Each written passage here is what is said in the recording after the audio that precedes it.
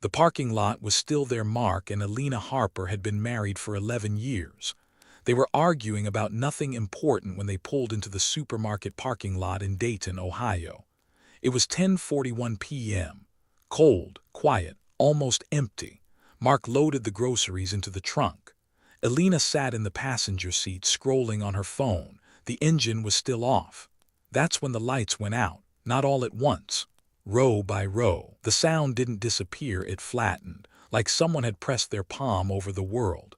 Alina looked at Mark through the windshield. He turned toward her, but his movement lagged, just slightly. The car didn't lift. No beam, no light. The asphalt beneath them peeled open, silently folding downward. The next morning their car was found in the same spot. Groceries untouched. Doors locked from the inside. Security footage showed only one thing repeating on a loop: Alina opening her mouth to scream. No sound ever came out. Story 2, he came back the wrong way 14 years after disappearing during a solo hike in Montana. Jacob Wells walked into a gas station asking for water. Same face, same fingerprints, same scars, but he insisted it was still Tuesday. Doctors confirmed his memories were intact, except for entire years that felt borrowed. He described rooms without corners, voices that spoke without sound. At night, Jacob whispered the same sentence in his sleep: "They didn't send me back, they sent something through me." Story 3, the child didn't wake up. A suburban home in Oregon reported strange lights at 3:12 a.m. for weeks. The child never woke up, never moved. Cameras were installed. Footage showed a thin silhouette bending over the bed, not touching the child but aligning with him. After that night, the boy stopped speaking. When he finally did, he used words his parents had never taught him, and he spoke in a voice that wasn't his. Story 4, the sky was rearranged. An entire town noticed it at once. The stars were wrong. Astronomers denied any anomaly. Satellites confirmed nothing unusual. But everyone born in the town felt it. The sky was closer now. One night, half the population shared the same dream. The sky lowered itself and asked calmly, "Which of you are still original?" Story 5, the man who refused mirrors. Claire insisted her husband had been abducted. Authorities closed the case when he returned. He knew everything: birthdays, memories, private jokes, but he never slept and never looked at his reflection. One night, Claire caught him standing in the bathroom, staring at the mirror. His reflection moved after he did. Story 6, Flight 117 stayed on a commercial flight, vanished from radar for 38 minutes. Passengers felt nothing. No turbulence, no lights. But when the plane landed, ground crews froze. The aircraft's exterior was covered in thousands of etched symbols, precise, deliberate, and unknown. The pilot's report contained one line: "We were examined." Story 7, the language that shouldn't exist during a hypnotherapy session. A woman trying to recover childhood memories began to cry. Then she spoke. Not English, not any recorded language. Linguists isolated a phrase that appeared repeatedly: "You are not as rare as you believe." Story 8, the night the power always fails every year. The same town lost power on the same night. Residents stayed indoors. Curtains closed. Those who looked outside reported tall figures standing beneath streetlights that no longer worked. Always waiting, never moving.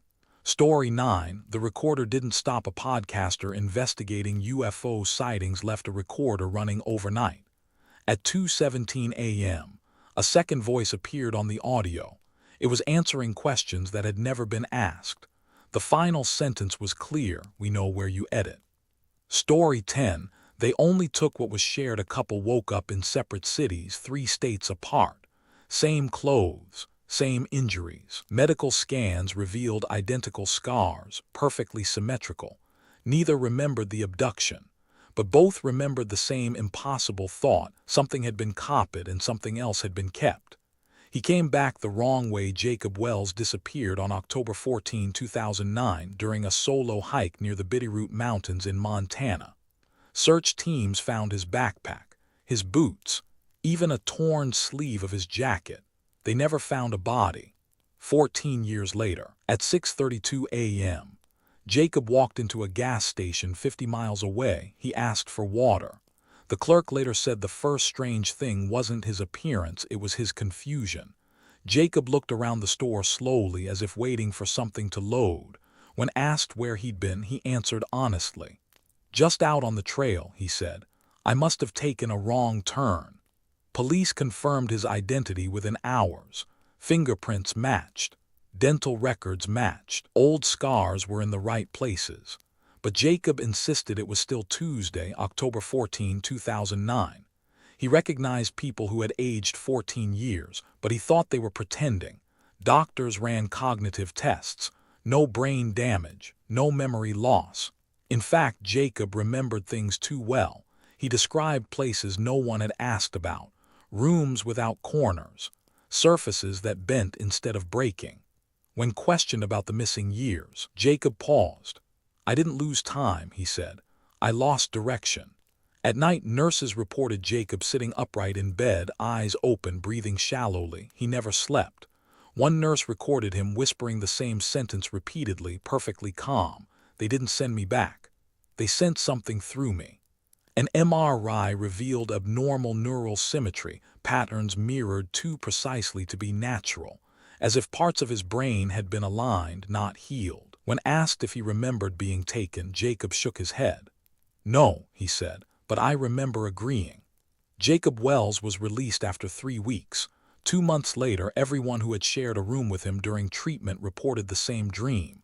They were standing on a trail, watching someone walk away, and realizing too late that it wasn't Jacob who had come back. The child never woke up. The lights started appearing at exactly 3:12 a.m. Not flashing, not moving, just there. A soft blue glow leaking through the crack beneath the bedroom door.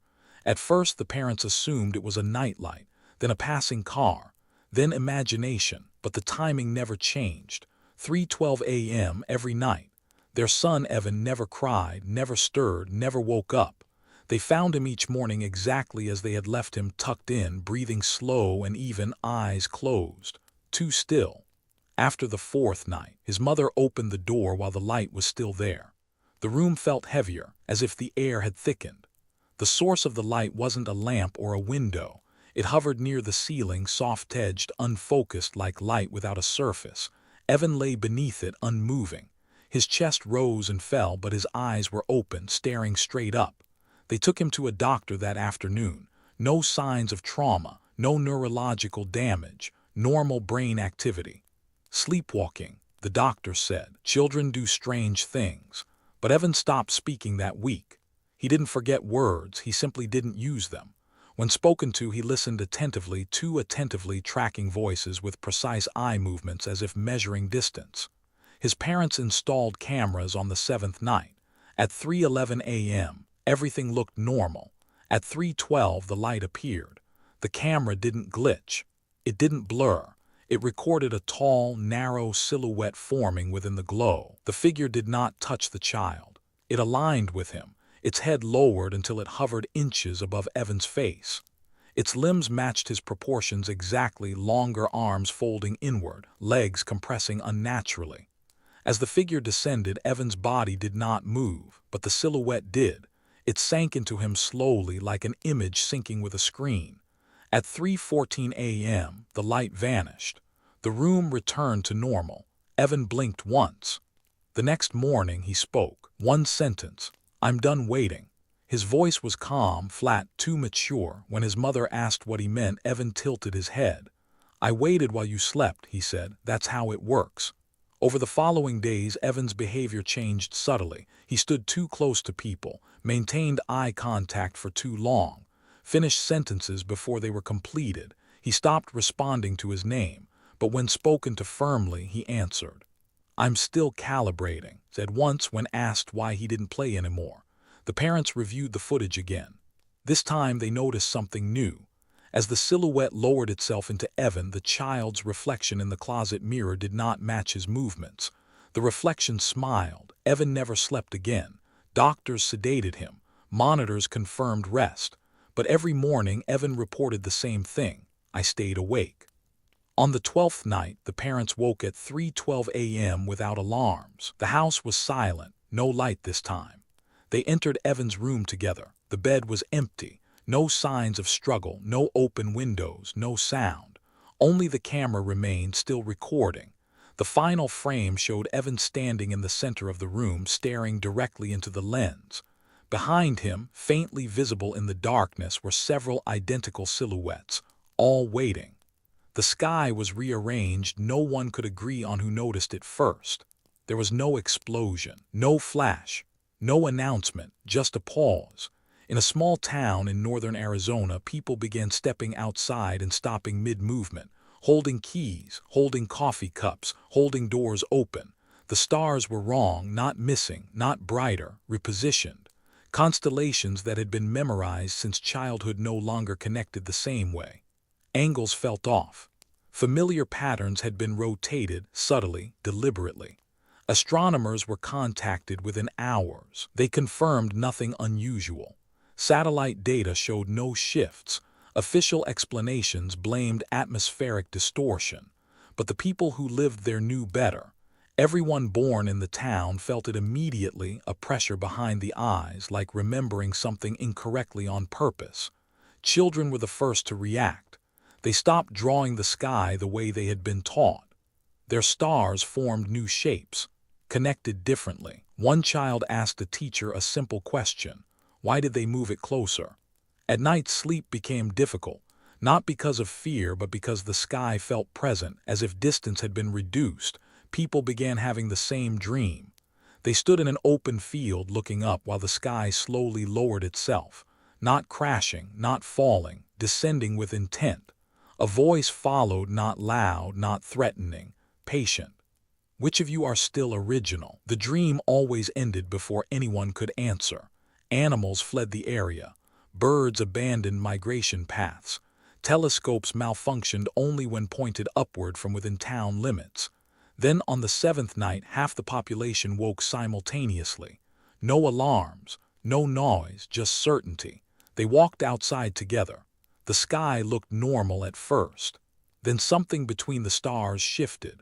Not moving through space, but rearranging depth. The stars aligned briefly into a pattern no one had ever seen, except they had. Every person there recognized it instinctively. It wasn't a symbol, it was a map, and it wasn't showing where something was. It was showing where something had been placed. The voice returned, clearer now. You have lived with the replacements long enough. Several people collapsed. Others began crying without understanding why. One man screamed and pointed at his wife, insisting she was slightly misaligned. A woman stared at her hands, whispering that her fingers felt counted. By morning, 12 people were gone. No signs of departure. No vehicles missing. No footprints. The sky returned to normal. Astronomers issued corrections. News moved on, but those who remained noticed something worse. The stars were correct again, which meant the mistake had never been the sky. It had been them. The man who refused mirrors, Claire Novick, reported her husband missing on a Sunday afternoon. Ethan had gone for a short drive.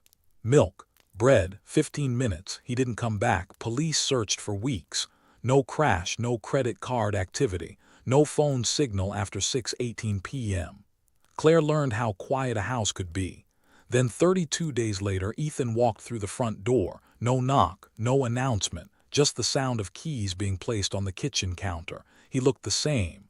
Same stubble, same jacket, same tired posture. He smiled when he saw her. I got stuck, he said. That was all. Doctors examined him thoroughly. Blood work normal, neurological scans clean. Ethan remembered everything: anniversaries, arguments, the name of the neighbor's dog. The police closed the case, but Ethan never went into the bathroom with the lights on. Claire noticed it the first week. He showered in the dark, shaved by feel, turned mirrors toward the wall without comment. When she asked him why, Ethan answered casually, too distracting. At night he lay still in bed, breathing shallowly, not asleep, waiting. Claire tested him in small ways. She rearranged the kitchen drawers. He hesitated for half a second before opening them. She changed the coffee brand. He drank it without comment, then asked why it tasted incomplete. One evening she asked him a question she'd never asked before. Where did you go? Ethan paused, not confused, Processing. Somewhere with instructions, he said. Claire laughed nervously. He didn't. The first real break came with the mirror. Claire pretended to forget something and entered the bathroom quietly. Ethan stood in front of the sink. The lights were on. He was staring directly at the mirror. Claire froze. Ethan raised his right hand. The reflection raised its hand a fraction of a second later. Not a delay you could measure, a delay you could feel. Ethan lowered his arm slowly. The reflection lingered, then snapped back into sync. Ethan spoke without turning around. "It doesn't always keep up," he said. "That part is still adjusting." Claire backed away without making a sound. That night she slept in the guest room. At 3:04 a.m. she woke to footsteps in the hallway. Ethan stood at the end of the corridor, perfectly still. "Are you leaving?" he asked. "No," Claire whispered. "Good," he said. "That makes this easier." Over the next days, Ethan began correcting her. Not arguing, correcting. "That's not how you usually hold your fork. You blink more than you used to. You're remembering that wrong." He started standing too close, watching her mouth when she spoke, her hands when she gestured. One afternoon, Claire noticed something horrifying. Family photos had been moved, not removed, replaced. Same moments, same poses. But in every photo, Ethan was standing slightly closer to the camera, slightly clearer, as if priority had been reassigned. Claire tried to leave. The front door wouldn't open, not locked, just resistant, like pushing against pressure. Behind her, Ethan's voice was calm. "You weren't the subject," he said. "You were the environment." That night, Claire disappeared. Neighbors reported seeing her husband the next morning taking out the trash. He waved, smiled. In the bathroom mirror behind him, the reflection smiled first. Flight 117 was examined. Flight 117 departed from Seattle to Denver at 9:18 p.m. Weather was clear. No turbulence expected. Routine flight. At 10:02 p.m., the aircraft vanished from radar. Not faded, not disrupted. Gone. Air traffic control attempted contact for 38 minutes. No response. Then, at 10:40 p.m., Flight 117 reappeared exactly where it should have been if it had never left radar at all. Same altitude, same speed, same heading. Inside the cabin, nothing unusual had occurred. Passengers watched movies, drank coffee, complained about legroom. No one noticed missing time. The captain didn't either at first. Upon descent, the cockpit instruments began correcting themselves.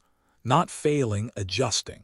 Altitude recalibrated twice. Compass headings shifted by a fraction of a degree and settled.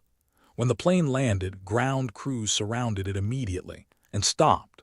The aircraft's exterior was covered in markings, not graffiti, not damage. Thousands of thin, precise incisions etched across the fuselage, wings, and tail, evenly spaced, non-overlapping, impossibly consistent. They followed no known language. Maintenance crews confirmed something worse. The cuts hadn't pierced the hull. They had been made without breaking the surface, as if the material had been separated, studied, and restored. Passengers were interviewed. No one remembered fear. No one remembered light. No one remembered sound. But several reported the same sensation, pressure, like being held in place. The flight crew's statements conflicted. The co-pilot recalled the cockpit stretching. The flight engineer described the instruments listening. The captain submitted his report last. It contained one paragraph.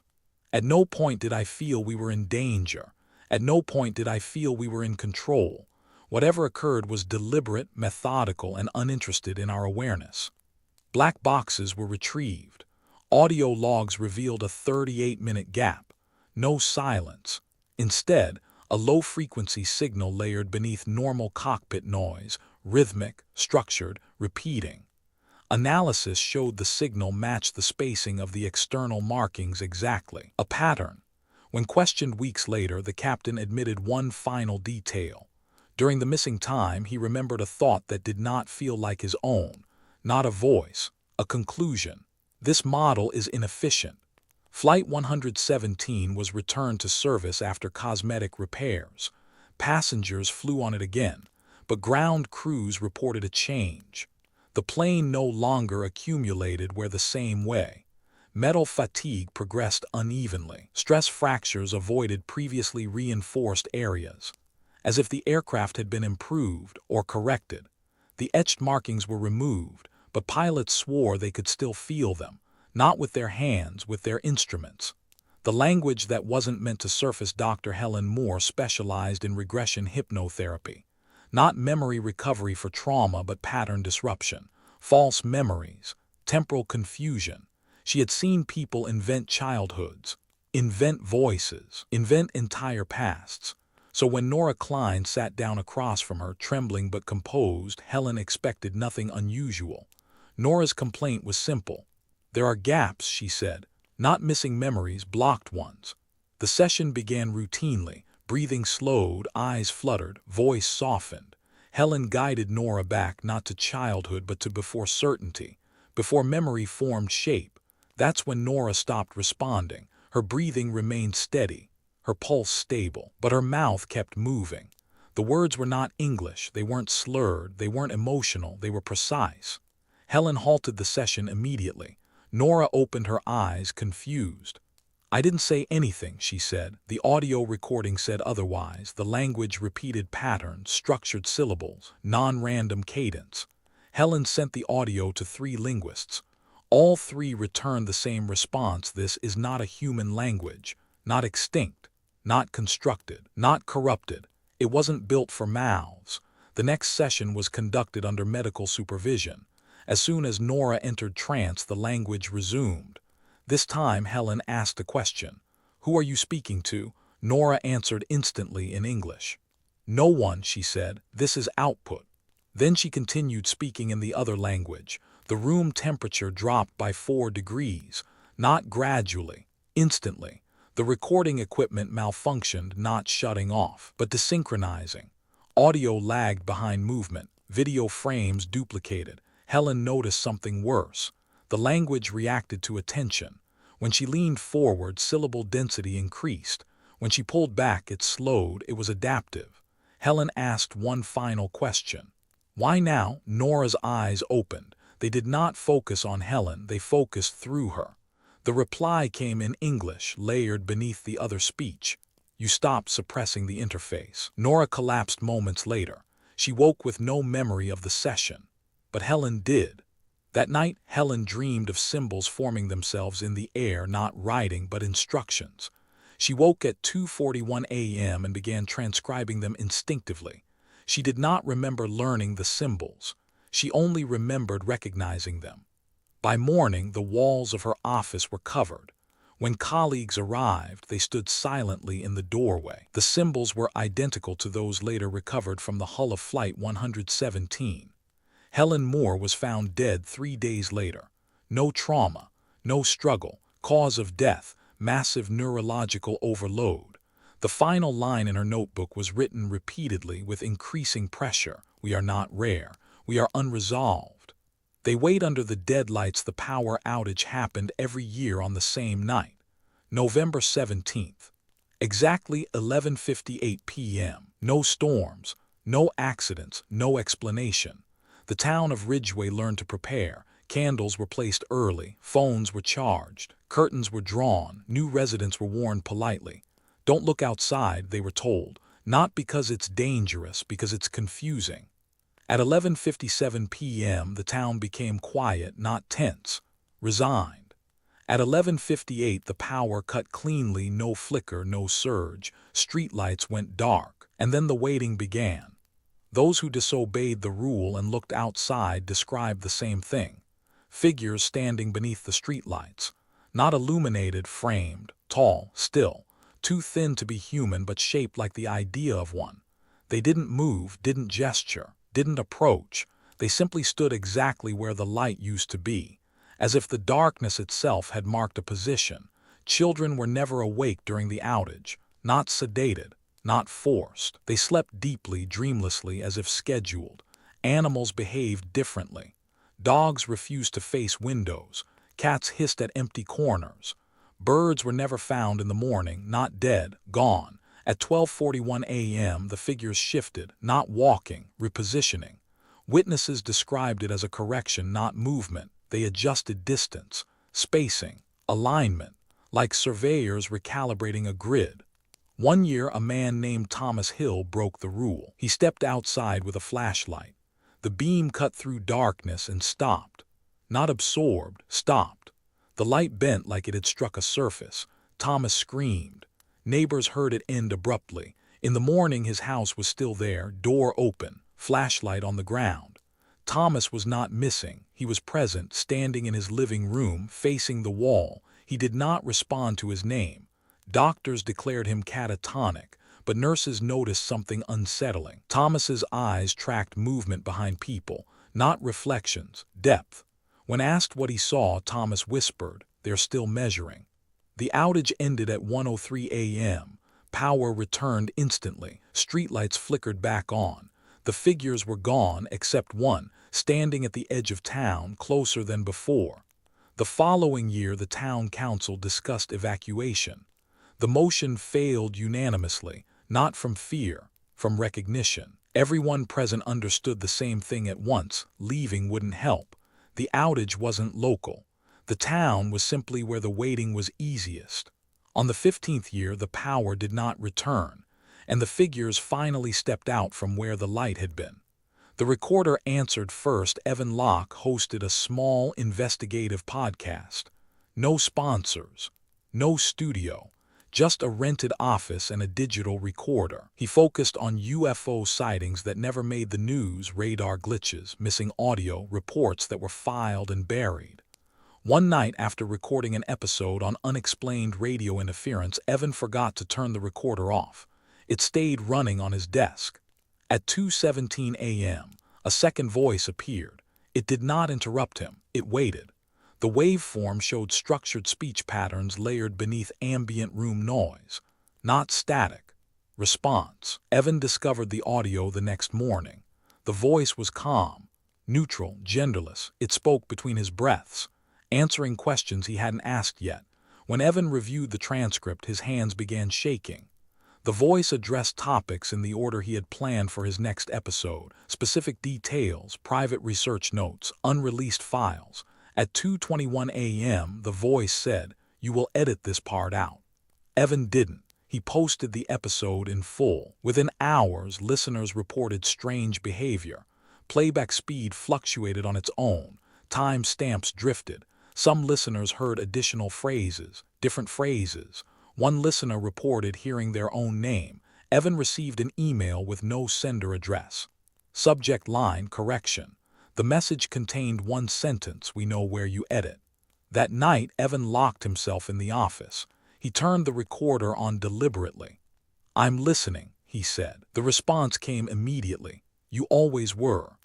The voice began asking him questions, not about his work, about his habits, his sleep patterns, how long he stared at screens. When Evan tried to stop recording, the device wouldn't power down. At 3:09 a.m., the voice changed tone for the first time. "Your audience is unnecessary." The final recording ended abruptly. No static, no shutdown. Silence, as if a channel had been closed manually. Evan Locke never uploaded another episode. Friends found his office empty. Computer gone. Notes gone. Only the recorder remained, still powered on. When authorities reviewed the final file, they found something new.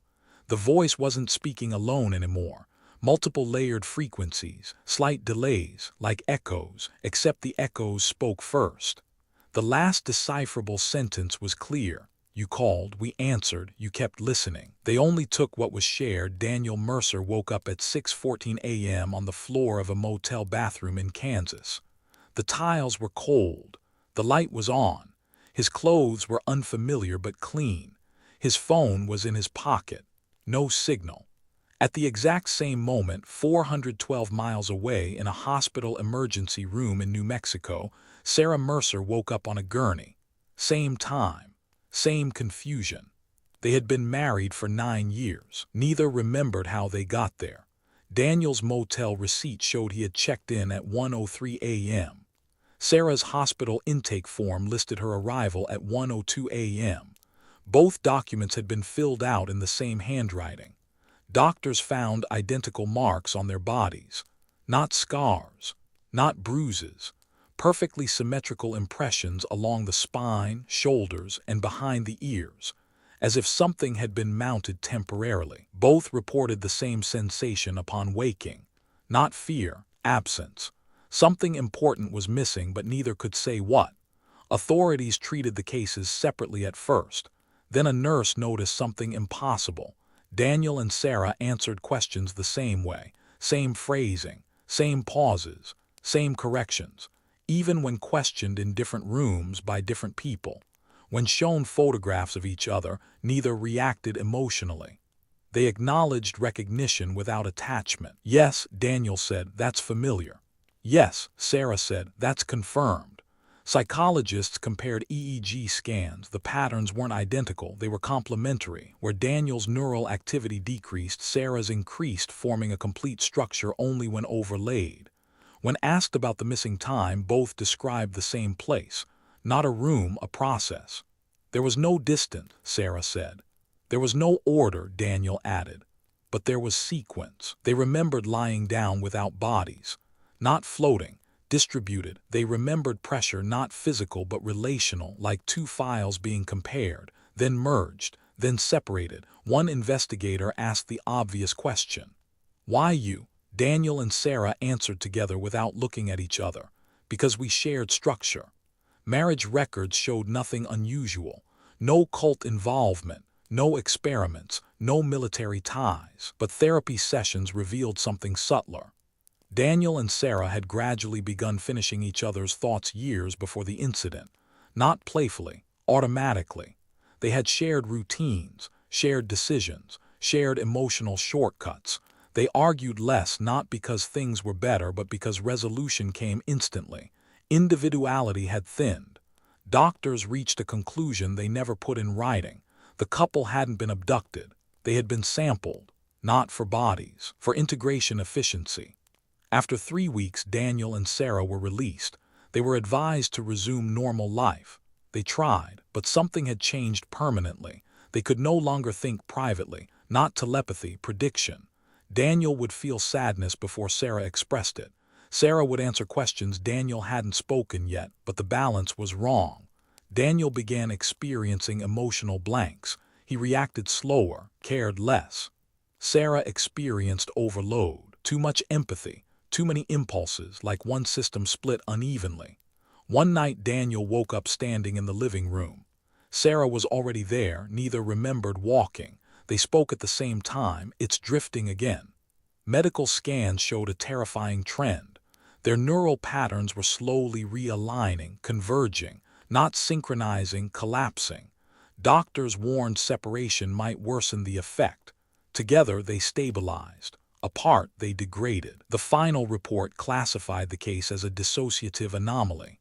The real conclusion appeared only in a private memo, never submitted. The subjects were not altered individually. They were altered as a pair. Whatever interacted with them retained the original composite and returned only partial instances. 6 months later, Daniel disappeared. No struggle, no note. Sarah reported feeling lighter, clearer, more complete. Authorities suspected foul play, but Sarah passed every test. She grieved appropriately, moved on efficiently. 1 year later, Sarah remarried. Friends described her as calm, focused, exceptionally adaptable. During a routine MRI, a technician noticed something unusual. Sarah's brain activity no longer showed complementary patterns. It was fully resolved, optimized. When asked if she ever thought about Daniel, Sarah paused, not emotionally, computationally. "Yes," she said, "he was necessary for the transfer." That night in a city hundreds of miles away, a man woke up suddenly, on a motel bathroom floor, at 6:14 a.m., cold tiles, lights on, and the overwhelming feeling that something important had just been returned to its rightful owner. If you've listened this far, you've probably noticed something. None of these stories end cleanly. There are no rescues, no explanations, no final answers, because encounters like these don't end. They continue. The people in these stories weren't special. They weren't chosen because they were brave, intelligent, or prepared. They were chosen because they were available, because they were observable, because they shared patterns, because they stayed quiet long enough to be measured. Most reports like these never reach the public. They are mislabeled, archived, classified as stress, coincidence, or error. And the ones that do surface are never meant to convince you. They're meant to check alignment, to see who listens closely, who notices repetition, who feels that subtle pressure when something almost makes sense. If you're here, it means you didn't turn away, you didn't skip ahead, you didn't dismiss it as fiction. That doesn't mean you believe. It means you're paying attention. This archive exists for one reason: to document what doesn't ask to be understood. Every signal collected here is incomplete on its own, but together they form a pattern that isn't getting louder, just clearer. If you subscribe, you're not joining a community. You're staying connected to the signal. You're choosing to keep listening as the noise drops away. New files will continue to surface. Some will contradict what you've heard. Others will confirm it in ways you won't like. That's normal. Truth rarely arrives whole. It arrives in fragments, and fragments are easier to ignore until they start repeating. So stay with us, not because this is entertainment, but because once you notice the pattern, it notices you too. What they found turned the investigation upside down. The walls of the shelter, plain steel panels bolted tightly since installation, were lined with a thin layer of condensation, but it wasn't normal moisture. The droplets were arranged in perfectly spaced intervals, like a pattern, as though something had vibrated the metal surface with immense precision. The forensic tech leaned in with a magnifier and whispered, "This isn't water, it's metallic." The residue shimmered faintly, almost microscopic, containing elements not typically found in storm shelters or soil in Kansas. Samples were collected and sealed immediately. At 1:43 a.m., a deputy inspecting the ceiling made a chilling discovery: a circular burn mark, no larger than a coin, perfectly centered above the 3 chairs. The metal was discolored, warped inward as if exposed to intense heat, yet none of the chairs, blankets, or objects beneath it were damaged in any way. When investigators reviewed the portable radio's internal recorder, a feature rarely used, they found a final transmission at 8:23 p.m., just 6 minutes after the Parkers had entered the shelter. A soft hum, a rising tone, a crackle of static. Then Melissa's voice. "John, what is that?" More static, a metallic click. Andrew whispering, "It's glowing." Then the hum intensified, creating a harmonic wave so powerful that the microphone nearly blew out. The last second of the recording captured something that analysts later described as a cascading fold, a sound pattern resembling space itself bending inward. And then silence, perfect silence. After that timestamp, the radio continued recording for 41 more minutes. No screams, no movement, nothing. By dawn, the FBI had taken over the investigation. By noon, federal vehicles surrounded the Parker property. By sunset, the entire area was declared restricted. The official explanation released a week later: the Parker family perished during the severe storm. Remains were not recoverable due to flooding and structural collapse in the shelter. But the people of Dawson Ridge knew better.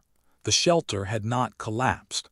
There had been no flooding, and 3 people do not simply evaporate inside a steel room. Locals now call the property the Quiet Plot. They say that on stormy nights, if you stand near the shelter and listen closely, you can hear it, the same rising harmonic hum that the Parkers heard, soft at first, then stronger, then close, far too close. Whatever took the Parker family did not come from the storm above. It came from inside the silence below. The Canyon Ridge surveillance tape. The federal government closed Canyon Ridge Observatory in Arizona back in 1999. After budget cuts and equipment failures made continued operation unnecessary. At least, that was the public explanation. Privately, the observatory continued to be used by several intelligence agencies as a remote surveillance outpost. Its telescopes no longer scanned stars. They monitored airspace, electromagnetic anomalies, and transient signals that didn't have names. Only a handful of operators knew the truth. One of them was Elliot Granger, a 46-year-old technician with top-level clearance and a spotless service record. Elliot worked alone on the night shift, reviewing data streams and maintaining the aging power infrastructure that fed the compound. He was quiet, punctual, impossible to fluster. His last shift began at 11 p.m. on October 12th, and according to logs, it proceeded normally until 1:47 a.m. That was when the surveillance cameras captured something no one could explain. Camera 12, the one mounted on the northern ridge, picked up a faint flicker of movement along the canyon floor. It resembled a person holding a light, but the glow did not match any known lamp type. It was too cold, too stable, too perfectly vertical. Elliot zoomed the camera manually. The light wasn't being held. It was hovering. A pillar of pale blue luminosity, about 9 feet tall, drifting slowly between the scattered rocks. The canyon wind, a constant, relentless force, did not affect it. Elliot immediately initiated the Level 2 anomaly procedure, activating high-resolution recording mode. Logs show him muttering, "There shouldn't be anything out here, nothing should be moving." But the pillar continued sliding across the canyon floor, smoothly, deliberately, like it was searching. Then it stopped and raised itself. The footage showed the pillar elongating upward, thinning into a line, and then blooming outward into a circular shape, almost like an opening, a window, or a target. Patterns of faint symbols began appearing along its perimeter, rotating slowly like gears locking into position. Elliot leaned closer to the monitor. Is this a projection? A drone? What is this?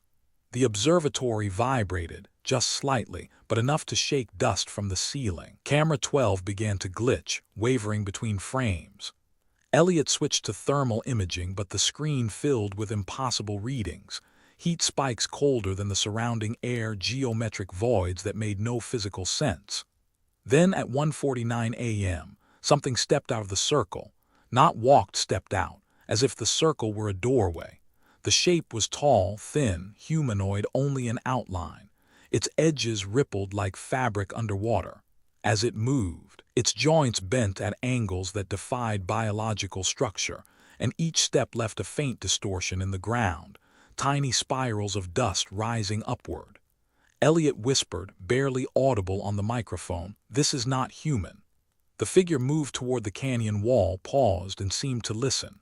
Not with ears, its head tilted as if sensing frequencies carried in the wind. Then, without warning, every sensor in the observatory went offline.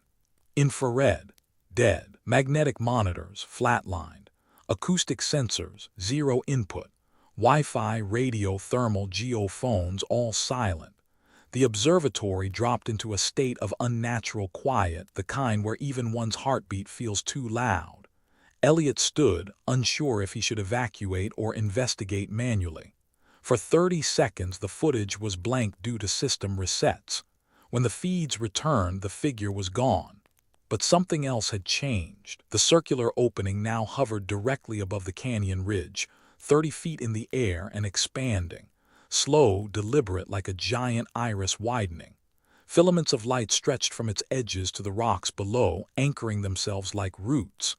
Elliot grabbed the emergency broadcast phone. "Command, this is Canyon Ridge. I have an unidentified, listen, I have something expanding over the north ridge. This is not a drone. I need immediate." A harmonic tone cut through the room, vibrating the air. The phone went silent. The lights dimmed. Monitors flickered. Then the tone increased, climbing in frequency, resonating with the walls, the floor, the equipment, everything it touched. Elliot clutched his chest. His breath caught. He backed away from the control console as the tone shifted again, becoming modulated, structured, almost like language, except no human could speak in that pitch range. Camera 3, the one pointed directly at the observatory's entrance, showed the impossible next. A column of blue-white energy descended from above, touching the ground with absolute precision. Dust spiraled upward in response, forming a helix. The column pulsed once, and Elliot froze, not metaphorically, literally. His motion stopped mid-step. His breathing halted. His eyelids did not blink. The column wrapped around him, lifting him slowly, gently, like a marionette pulled by invisible threads. Camera 3 kept recording.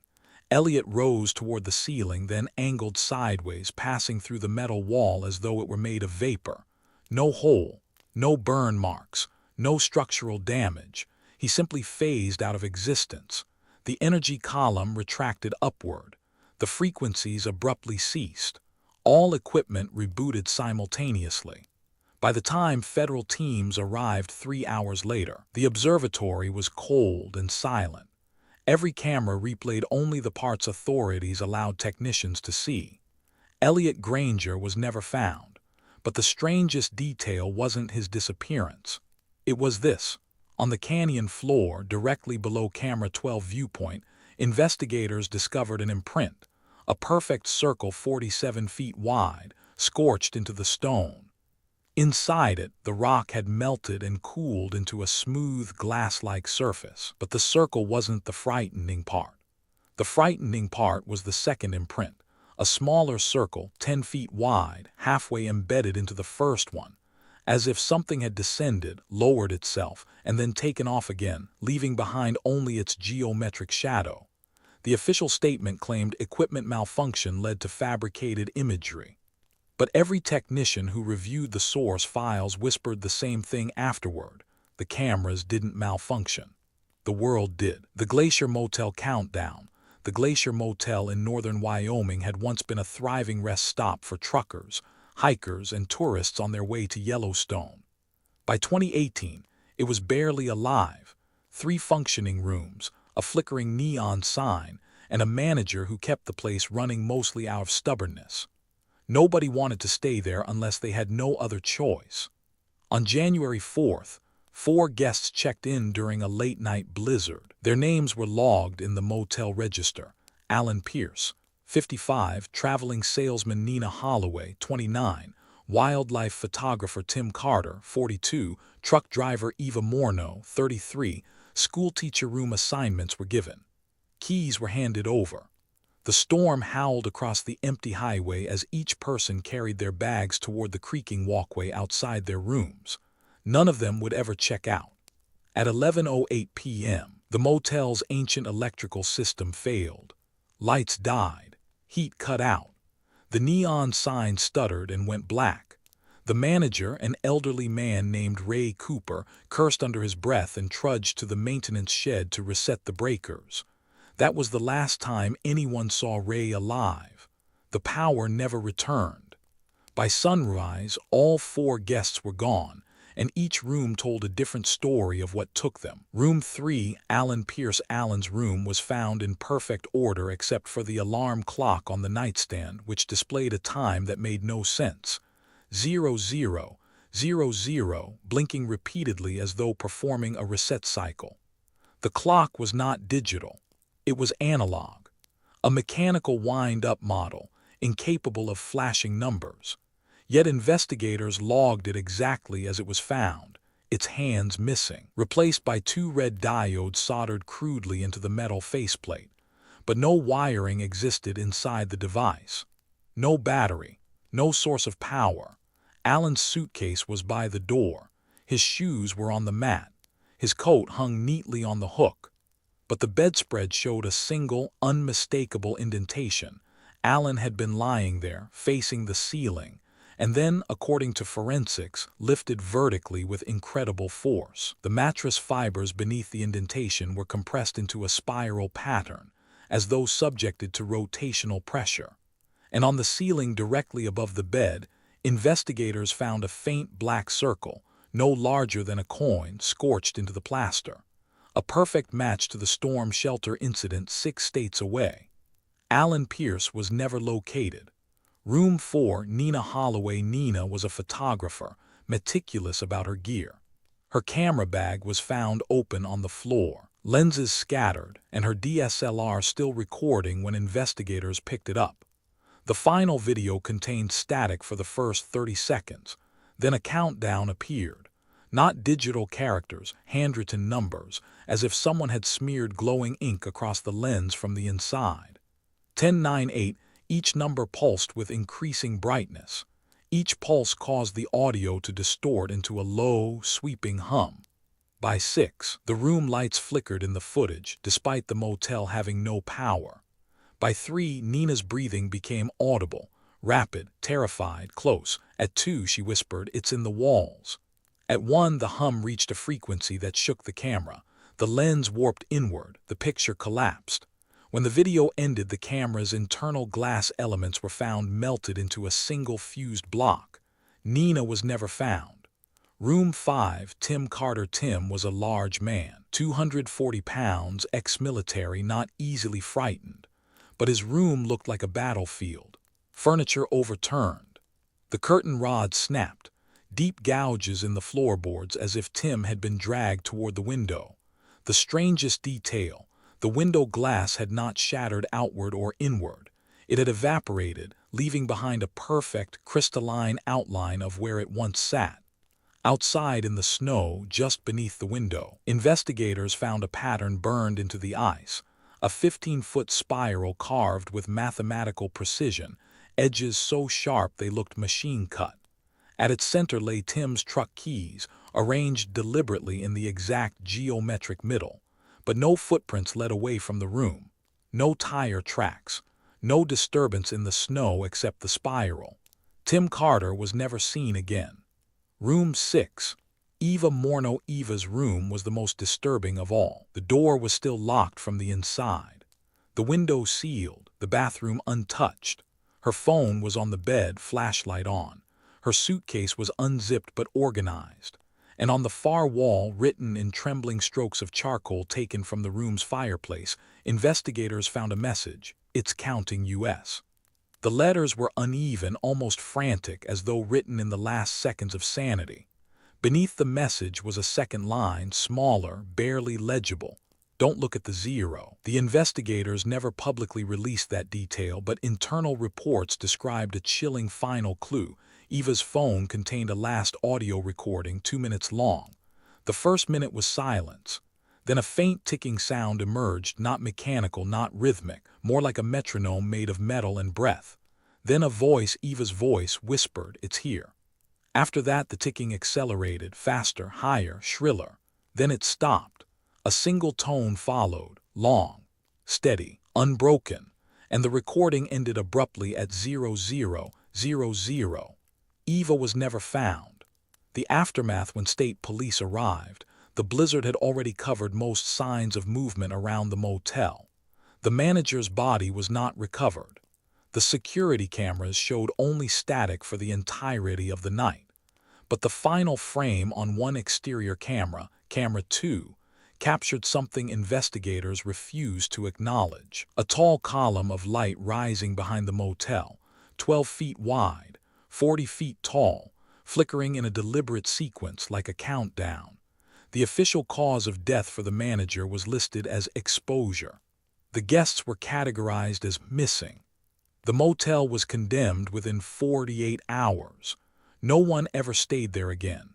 But locals say that on winter nights, when the snowstorm clouds lift and the highway is empty, you can still see the Glacier Motel sign flicker faintly, not from electricity, but from something else pulsing behind the building, something that is still counting. The water treatment plant event, the Redwood Valley Water Treatment Facility, sat at the edge of Mendocino County, surrounded by dense forest, fog-draped hills, and a river system that served nearly 50,000 residents. It was a place built for routine pressure checks, filtration cycles, valve monitoring, and endless clipboard signatures. Nothing mysterious ever happened there, nothing unusual, nothing worth remembering, until the night the entire plant fell silent, and one of its senior technicians vanished during an event that federal investigators later described only as a non-terrestrial interference anomaly. His name was Mark Ellery, 43 years old, former Navy engineer, married, 2 children, reliable, calm, disciplined. On February 19th, Mark clocked in for a solo night shift at 10:02 p.m. The fog outside was dense, clinging to the concrete structures like a second skin. The river was high from recent storms, and runoff pounded against the intake grates far below the station. Mark performed his usual rounds, tank inspections, pump diagnostics, sensor readings, all logged with practiced precision.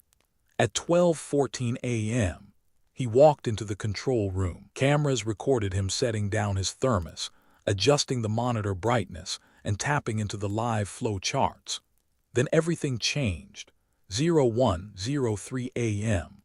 The pressure spiked. The first anomaly appeared as a sudden spike in incoming pressure, something physically impossible given the river's stable level.